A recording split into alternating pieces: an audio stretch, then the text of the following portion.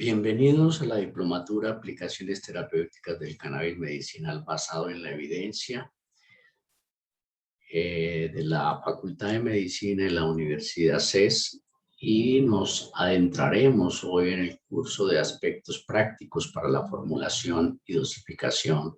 de cannabis medicinal. A esta altura de la diplomatura, ustedes ya han profundizado mucho en los elementos del sistema endocannabinoide, de la farmacocinética y farmacodinámica, y por tanto no me detendré mucho en ello. Lo que sí es clave es que una vez un paciente le consulte buscando ayuda de cannabis medicinal, es muy importante que se desarrolle una completa anamnesis, una historia clínica muy completa, en el cual se confirme el diagnóstico que la persona ya trae, donde se le pregunte quién lo diagnosticó y qué medicamentos ha recibido hasta la fecha. Pues es fundamental que las personas ya hayan recibido el tratamiento convencional, dado que el cannabis medicinal se ha propuesto como un medicamento de segunda o tercera línea. Una vez establecido si el paciente es apto o no para recibir cannabis medicinal, importante validar lo que la evidencia científica ha dicho al respecto en relación con la evidencia que hay para el tratamiento de enfermedades neuropsiquiátricas, para el dolor crónico, las náuseas y los vómitos por la quimioterapia, para cuidados paliativos y otras enfermedades, unas con mayor evidencia que otras, pero que sin duda han mostrado eficacia, y sobre todo por la baja toxicidad de los cannabinoides, pues pueden ser empleados en estos pacientes. Con respecto a las contraindicaciones, importante saber que hay unas contraindicaciones absolutas en el embarazo. Debido a la falta de evidencia, no se debe suministrar ningún cannabinoide. En los menores de edad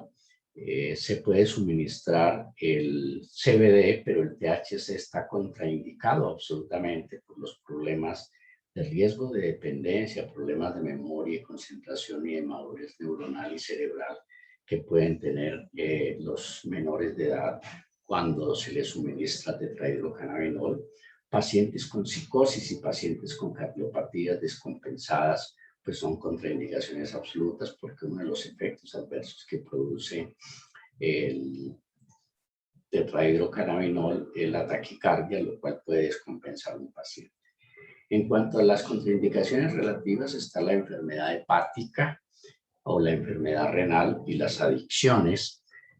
sobre todo porque en la enfermedad hepática, como la gran mayoría de nuestros pacientes son polimedicados y tienen mucha comorbilidad,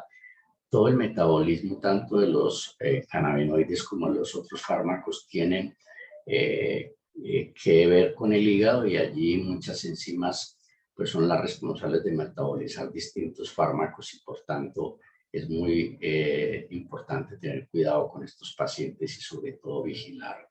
el funcionamiento de las transaminas. Pacientes con insuficiencia renal también importante por los problemas de excreción y de filtración glomerular que tienen los cannabinoides y otros medicamentos, y el tema de las adicciones, puesto que el tetrahidrocannabinol mal dado podemos provocar iatrogenia y llevar pacientes a adicciones. A la hora de formular y dosificar estos pacientes, es muy importante también tener en cuenta todo el tema de la farmacología. No olviden que la farmacocinética es lo que el organismo le hace al fármaco o a la sustancia. En ese caso tiene que ver con la absorción, el metabolismo, la distribución y la excreción, y la farmacodinámica lo que le hace el fármaco al organismo. En el caso de la farmacocinética, lo que le hace el organismo al fármaco, pues a la hora de formular y dosificar cannabinoides es muy importante tener en cuenta las vías de administración. Las vías sublingual, inhalada y vaporizada tienen una mejor y más rápida biodisponibilidad. La vía oral tiene una absorción muy errática y baja biodisponibilidad. Una vez los cannabinoides entran en el organismo, pues actúan en todo el sistema endocannabinoide, que ya sabemos muy bien que receptores CB1, CB2 en distintas partes del cuerpo, y por esa presencia de los receptores CB1, CB2 en distintas partes del cuerpo es que tiene una función muy importante el tema de los fitocannabinoides. También saber entonces que los cannabinoides pues, pueden producir efectos adversos, sobre todo el THC, además de los ya sabidos problemas de riesgo de dependencia, de producción de síndrome amotivacional, de riesgo de psicosis, de problemas de memoria y concentración. Pues los más frecuentes cuando se dan en medicina canábica, que se manejan dosis bajas de THC y que precisamente se dan para evitar que la persona llegue a tener aquellos efectos indeseables que ya comenté yo, que pueden llegar hasta la psicosis, pues los más frecuentes con el THC en dosis dados por médicos, pues básicamente con el THC son la somnolencia, el mareo, la sequedad en la boca, taquicardia y mareos, que es muy importante tener en cuenta para las personas de edad porque pueden caerse y tener una fractura de cadera con todas las implicaciones que eso trae. Recordar también el metabolismo hepático tanto de los cannabinoides como de otros medicamentos y por lo tanto es necesario determinar muy bien en la historia clínica qué medicamentos están tomando las personas al momento de consultarnos. Con respecto a las pautas de prescripción, pues importante saber que en el mercado existen preparados magistrales. En el momento hay 3 casas en Colombia que tienen estas preparaciones magistrales, unos ricos en THC y poco CBD, otros con unos altos contenidos de CBD y pobres en THC, y otros con relaciones 1 a 1 THC y CBD equilibrados para darle a los pacientes. De otro lado, en Colombia existen también aprobados por el INVIMA el Nebiot, que es CBD de grado farmacéutico, aprobado para la epilepsia refractaria en menores de edad, y el Sativex, que es una ratio entre 2.7 miligramos de THC por microlitro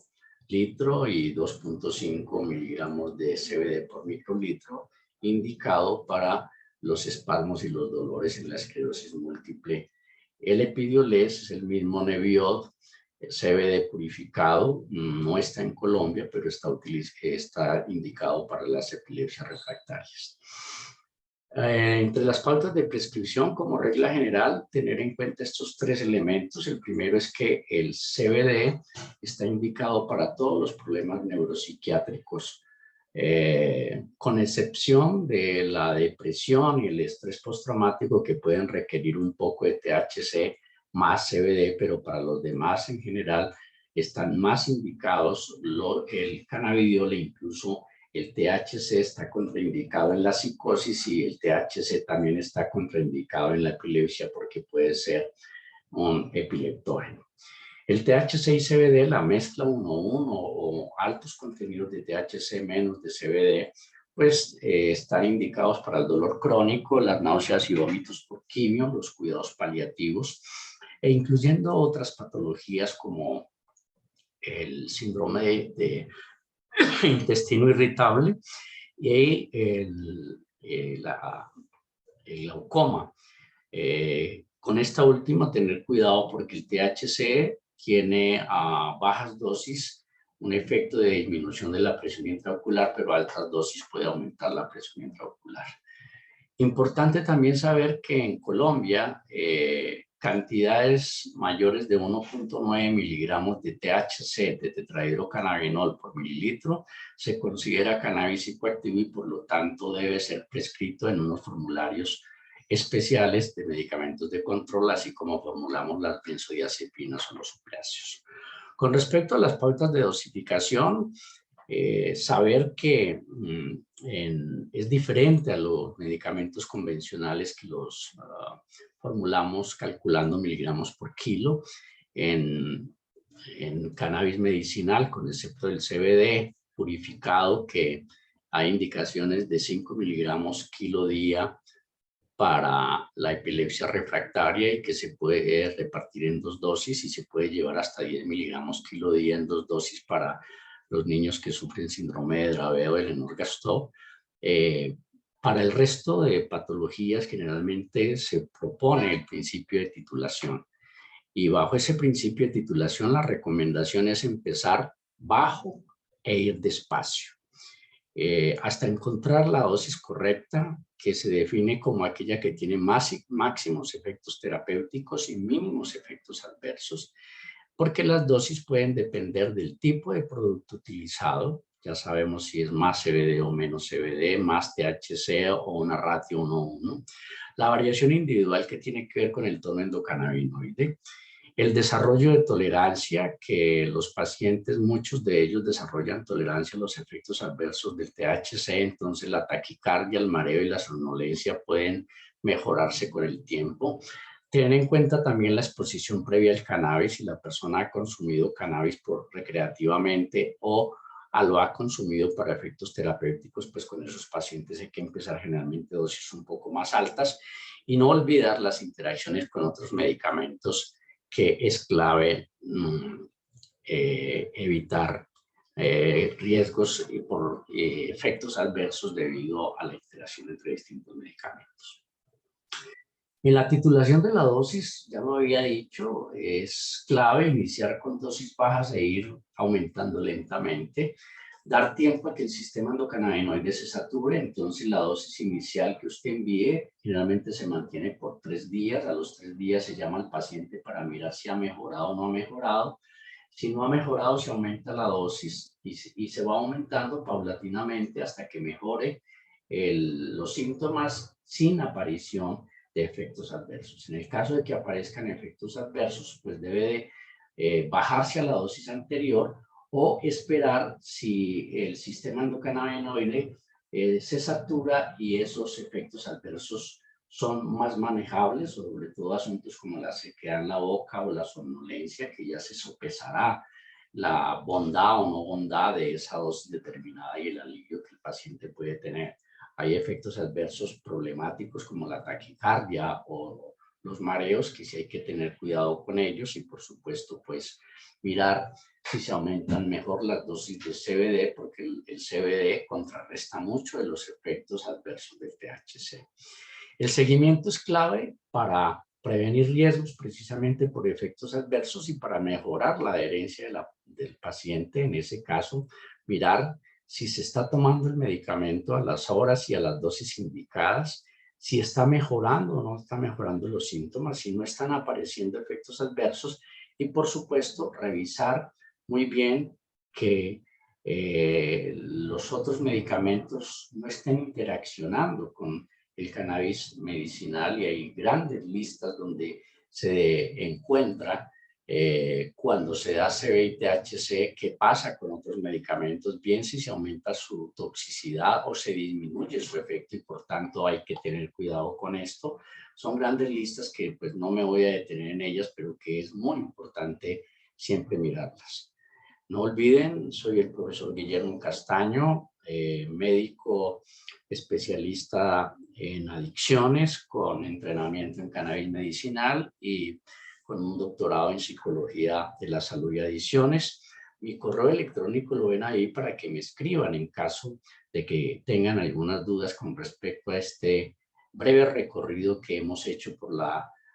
formulación y dosificación de cannabis medicinal.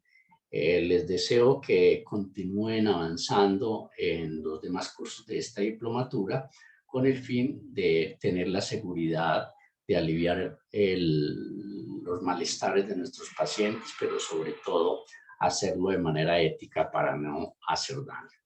Feliz tarde y espero que